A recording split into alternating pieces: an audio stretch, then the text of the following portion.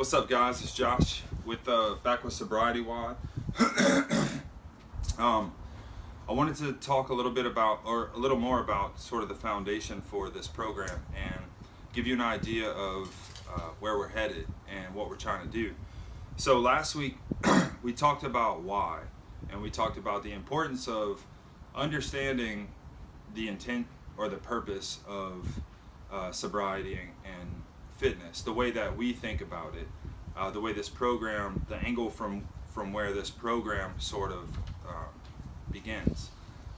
I think it's important because it's the why stuff that really holds us whenever the old why runs out. Like, I guess what I'm saying is, if you get sober just so that you're not miserable, and then you're not miserable, there's a temptation, there could be a temptation to think that you can go back to what you were doing, or that perhaps you've made a change that is permanent, and you don't have to continue to do some of the things you did to get there. And I find the same thing with fitness. I find that people get to a certain place if their intention is self-motivated or self-centered, and once they achieve whatever that thing that was driving them is, they sort of run out of steam. And my goal is to produce something, or to aid in the production of something that has longevity, something where the purpose of it really never runs out. And that's kind of the idea behind the usefulness. You know, if it's to maintain a state of usefulness, if that's the purpose, then that purpose is really never achieved in the same sense as like losing 20 pounds is achieved. Like, that's achieved, it's done. But if it's a state of usefulness, it has to be maintained forever. And that's really the thought behind it. It's just something that we can hold on to. Why am I doing this? Because I need to remain useful. And as we start to link all the things that come out of that concept, we see there's so many sub-whys or whatever. So branching off of that, I want to talk a little bit about the inclusion of the 12-step ideology into this program. Don't run away, all right?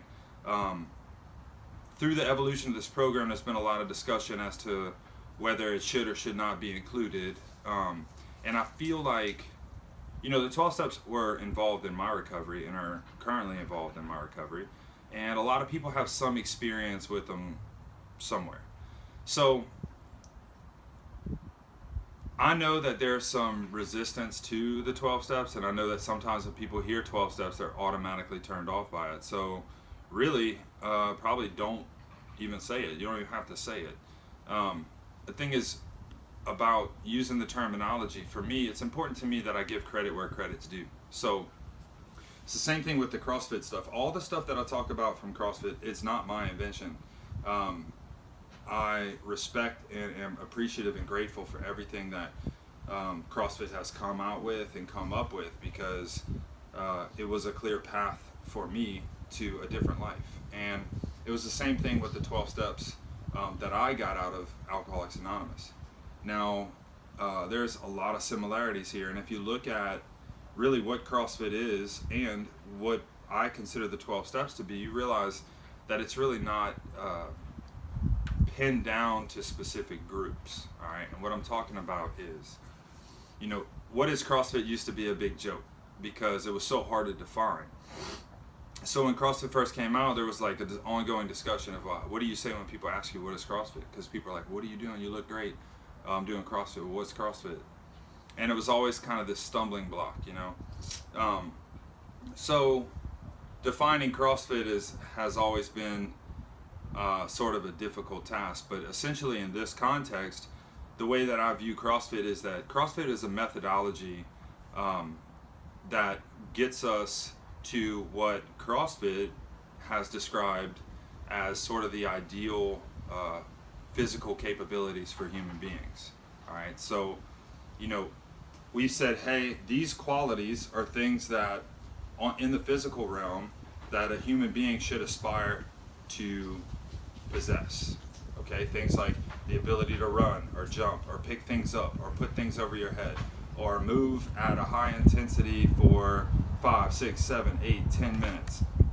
And the argument was not that it's just a good and sort of an unattached way, but the reality that in nature, that in order to survive, procreate, continue on, these physical attributes and the increasing of them was fundamental to us maintaining our existence. All right, so it was come about completely different from the way a lot of other things are come about, where people kind of sit around and just think about it and make stuff up and then implement it.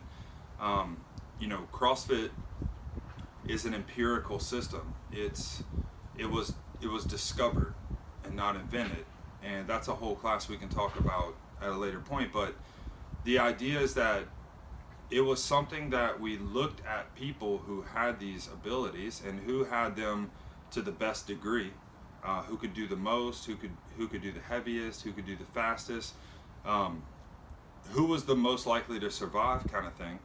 And we started to write down some attributes of those individuals, and we created a path to that, or what will we have to do in order to get better at that. Well, really, the 12 steps and recovery kind of came about the same way. So it wasn't somebody made these up and then just told everybody to do them. It was like, man, I mean, if you know anything about the history of the 12 steps and all that, addiction at the time, I mean, people were just fucked. Like, that was the reality. And there started to be this like small group of people that found a way out of it. And so the question became, how the hell is that happening? And how can we put it into a program that we can pass out, that we can transmit, and it not just be some miracle that happened. And that's really how it came about. So it was like, hey man, these people got sober, what'd they do?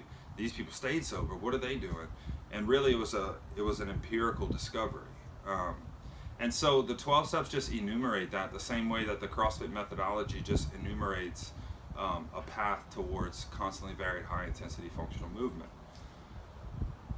and capability across broad time and modal domains. That's really what it's about. And so a lot of this program is tie-ins between these two things, and try not to ramble, so I have a little bit of notes here so that I can keep rolling. But what I want to say is, there's some reluctance to the 12 steps, or there's some people that are just not especially excited to be involved in something that talks about 12 steps. And I think there's a couple reasons for that, and so I'm just going to list a couple. But the first one, I really believe this, that a lot of people that are against them heard from somebody who heard from somebody a bad story, and if you're familiar with CrossFit or been involved in CrossFit, we know exactly what this is about, right?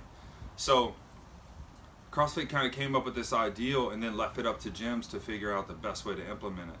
And so there are some horror stories. We used to get people in, they're like, this is my experience with this other coach or this other gym or this other. So the way that happens is that, or what happens from that is that people have this opinion of it that's not based on experience, or maybe is based on one experience, minimal experience. And so I think a lot of the issues with the 12 steps are from bad experiences or from just a lack of experience at all. So we know that there's a lot of people that have never tried CrossFit or think they can't or are unwilling to because of some idea that they picked up at some point in time along the way. Most of the people, actually, I could probably say, I hate to say all for anything, but I could probably say that very nearly all the people that I know that have any kind of qualm with CrossFit don't do or haven't really done CrossFit.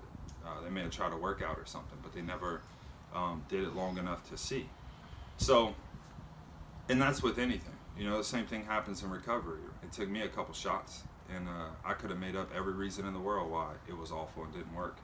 So that's one of the reasons. Another one I think is, people think that 12 steps and AA or NA or any of those groups are too exclusive, that you have to meet a certain requirement in order to be a part of them. And if you're in it, you know that that's not actually the case. I mean, the minimum requirement of wanting to stop using, and really, you see that in the gym too. A lot of people that don't get involved or don't even try it out because they think they got to have this certain level of fitness first. And that's sort of one of the objections that we struggle to overcome on a regular basis, is to try to explain to people, you come because you're not fit, not you come because you've reached a certain level of fitness and it's time to advance. So there's that similarity as well. We kind of talked about the bad experiences or the bad apples in the bunch, or maybe the wayward groups that sort of go off and do become that way. So I can't really argue with somebody's experience and say that you didn't experience that. You may have. So that's why I want to be really clear about what we mean and what we're trying to do. This is all inclusive, all right? And the way that I see the 12 steps is just as a good, positive path, direction toward recovery.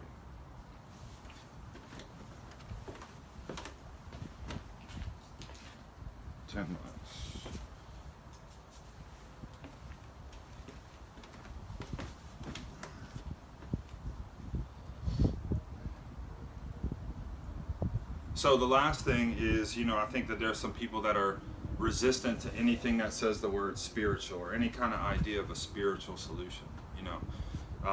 The big book has that whole chapter on we agnostics and dealing with the fact that a lot of people come into recovery or sobriety with some pretty deep-seated problems with religious organizations, institutions, a lot of resentment and resentment toward God or anything that uses that terminology, which I completely understand because that's how I came into it.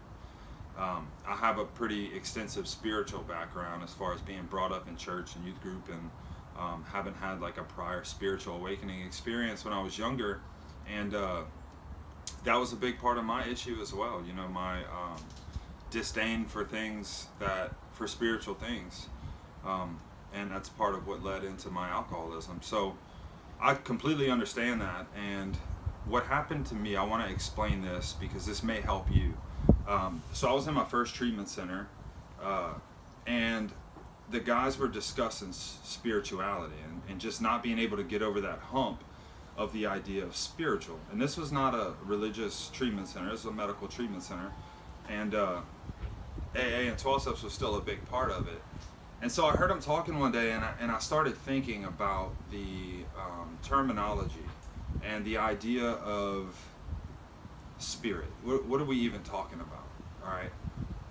So I know that sometimes alcohol is referred to as a spirit, right? Wine and spirits. It's more archaic, but the term is still used. So this idea of spirits and this connection, and then talking about a spiritual program, and one of the ways that I saw that connection is this idea that I have on my arm, spiritus contra spiritum, was an idea that Carl Jung, one of the psychologists originally working heavily with addiction, came up with, and he said that in his observation that it was his observation that the alcoholics that he was working with had one of two choices. They either were going to live by the spirits, by drinking, by getting wasted or whatever, or they were going to have to live on a spiritual basis, and that it was either or for us. So all this stuff got me really thinking about it and the correlation there. Well, then the idea came up was, addiction primarily involves, all of it involves mood altering substances or mood altering things. So if you look at our disorder, you start to understand that we have a mood problem, right? I wouldn't be trying to alter my mood all the time if my mood was good. So I have an issue with my mood, and I'm always trying to correct my mood. Well, AA said that I had a spiritual problem. And I started to think about the word spirit and the word mood, and those are used interchangeably sometimes as well, right? So if a person is kind of skipping around and excitable or whatever, we say they're in good spirits.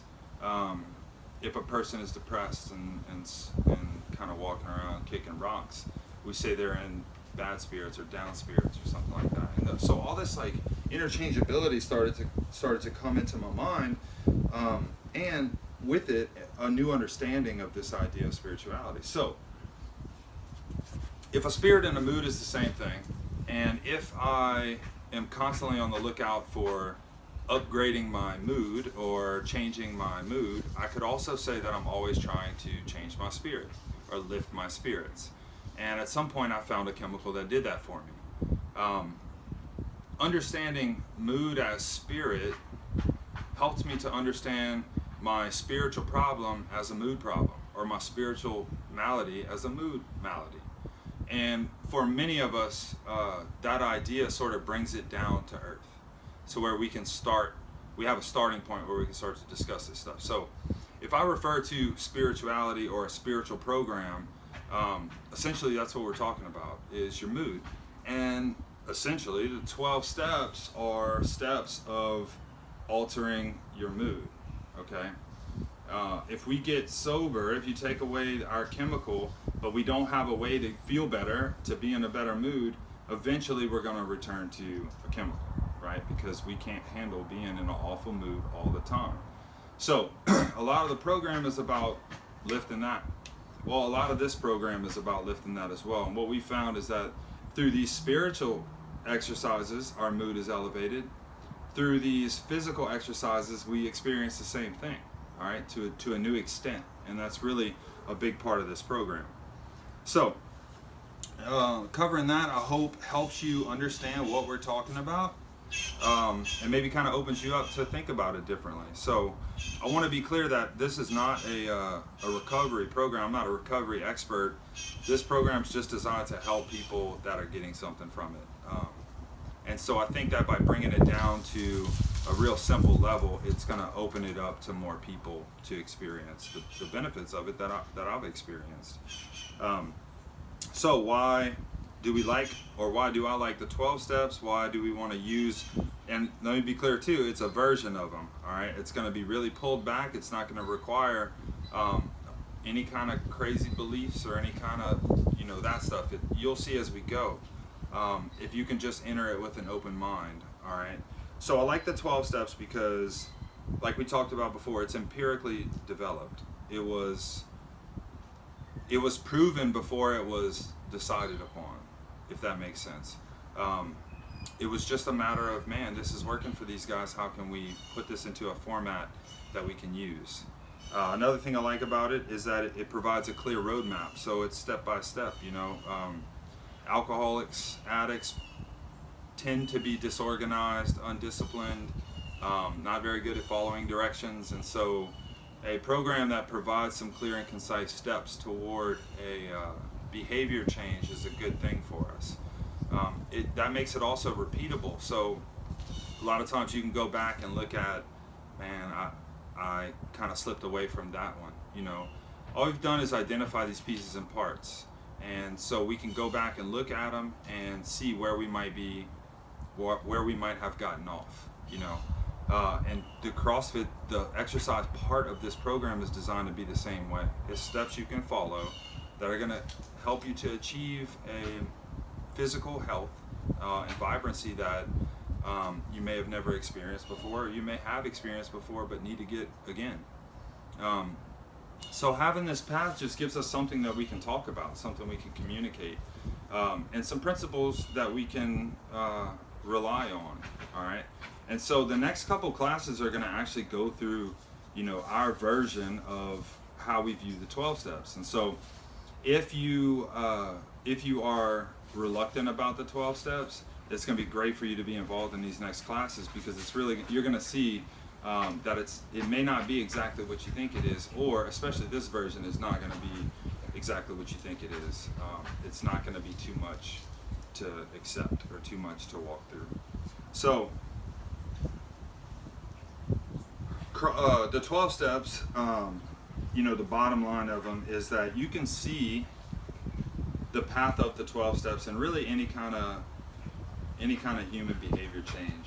And me and Alex were talking about this the other day, that there's some guys involved in this program, and there's people that I've met in recovery that have no experience with the 12 steps at all. Like, it wasn't a part of their recovery, and they're not members of AA or NA, and that's fine. And to be honest with you, when I first got back from recovery, I didn't get super involved in it either, but the principles were still at work, and I was still adhering to them.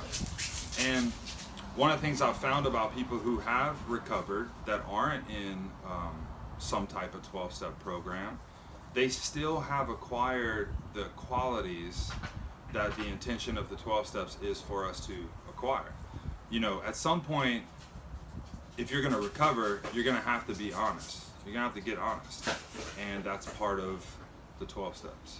You know, I actually have listed, I found this cool thing that has listed the qualities that the steps involve. And so it kind of goes through the steps, but it's honesty, hope, faith, courage, integrity, willingness, humility, brotherly love, discipline, perseverance, awareness, and service. And so we look at these things, and if we weren't talking about 12 steps, we'd be like, yeah, those are good things to have. You know, it's kind of like CrossFit said it would be good to be able to squat, run, climb, jump, throw, pick things up, pull yourself up over things, be pretty accurate and coordinated and balanced and to some extent flexible and all that stuff. And everybody's like, yeah, those are good things. You know, it's kind of universally agreed upon that these are good qualities for a human being to have. And so I just wanted to be clear that the purpose of involving those steps is the purpose of acquiring those attributes. That's what we're after. All right.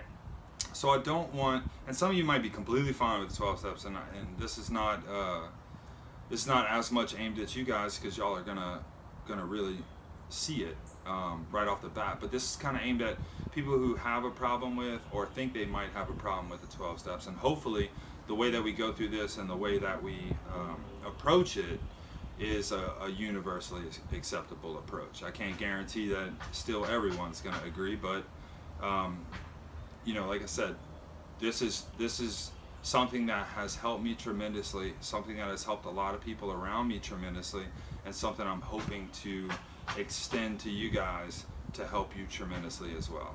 So thanks for watching, and good luck with this workout.